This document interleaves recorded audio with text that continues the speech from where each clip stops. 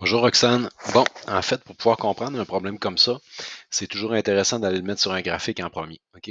Donc, on va l'analyser ensemble, mais je vais te le laisser calculer. Ici, un nouveau pisciculteur vient d'obtenir un permis pour faire de l'élevage de truites d'ensemencement. Ce permis lui donne le droit d'élever un maximum de 35 000 truites. Il démarrera son élevage avec 5 000 jeunes truites. Puis là, il nous donne l'évolution de la population de truites en fonction du temps, puis il nous demande est-ce qu'il va avoir atteint le maximum de son élevage après 52 semaines, dans le fond, dans la première année de mise en opération? Euh, En fait, ce qu'on va faire, c'est qu'on va aller le placer un peu sur un graphique. Donc, si je prends mon graphique qui est ici, de 0 à 25, je sais que c'est une fonction exponentielle. Donc, je savais aussi que je commençais à 5000 truites. Donc, en fait, ce qu'il faut se dire, c'est que, dans le fond, dans ma fonction exponentielle, le A, ça va être 5000 parce que je commence à 5000. Donc, en fait, ce que ça va donner comme équation, ça va me donner une affaire qui fait ça comme ça. Je sais que je commence à 5000, de 0 à 25. Donc, à 25, mon 0 étant ici, je sais que c'est cette équation-là, puis c'est l'équation exponentielle. Mais là, je connais le A parce que dans le fond, c'est mon 5000. Donc, ici, j'ai f de x est égal à 5000,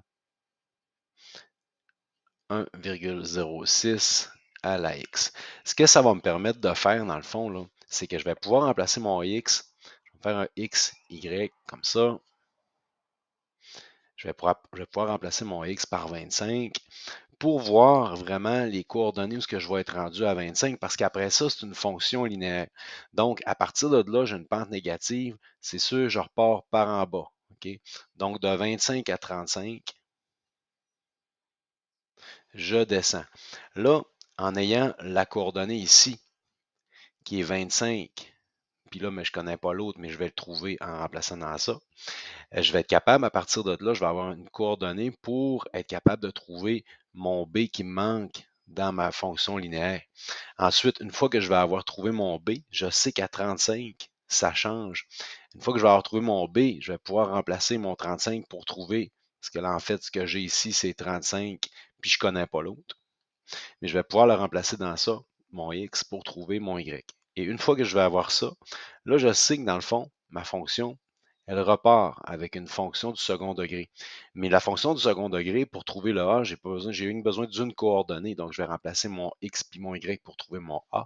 Puis une fois que je vais avoir fait ça, là, je vais avoir mes trois fonctions, je vais pouvoir aller voir, remplacer je vais pouvoir remplacer mon Y par 35 000 tweets, puis aller isoler mon X pour voir vraiment si, à combien de semaines finalement, je vais avoir pogné le quota de tweets d'ensemencement. Donc, c'est la façon de le voir.